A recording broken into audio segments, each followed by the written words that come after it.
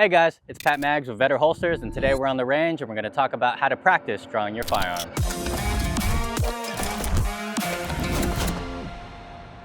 Alright guys, so the first thing you want to do when practicing your draw is you don't want to make bad habits. So when we're practicing the draw, it's always going to change with the clothes you're wearing, so do a couple dry fires before you go out and step out into the real world while you're concealing. But what you want to always do is definitely get that garment out of the way.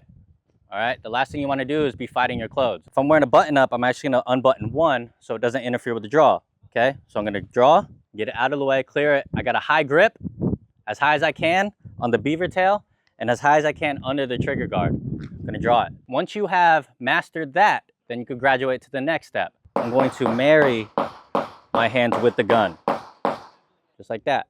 And we got a nice high grip. If your grip is too low, right, we have clearance here and we have clearance here, and you're doing this, what we want is consistency. So that's why from the beginning, we're grabbing real nice and high and tight. I like to do these before I step out, just to make sure it works with what I'm wearing. Sometimes you have to figure out different techniques to clear the garment. We're gonna put all of those together now. We're gonna clear the garment.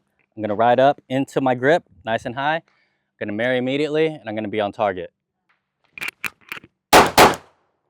Little double tap. I like to do double taps, and you could track your dot. If it's going left and right, you got to dominate more with the grip. All right, we want it to be going up and down. And if your dot or your iron sights are not there every time, by the time you get it up to your eyesight, you are doing something wrong with your grip.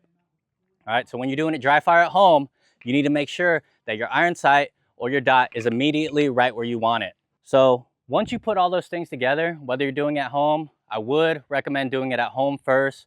Understanding safety, understand how to work with your hands and your gun in the way that you are concealed carrying it or open carrying it, however you're going to do it. Pick what's best for you and just repetitions.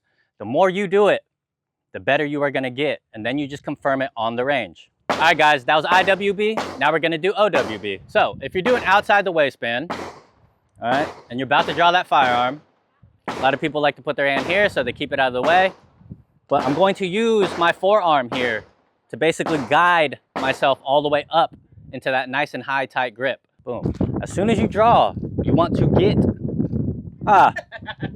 nice, my targets.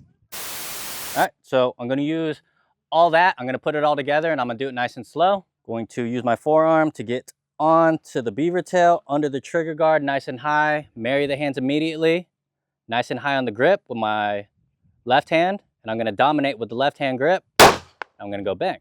Went right in my pocket.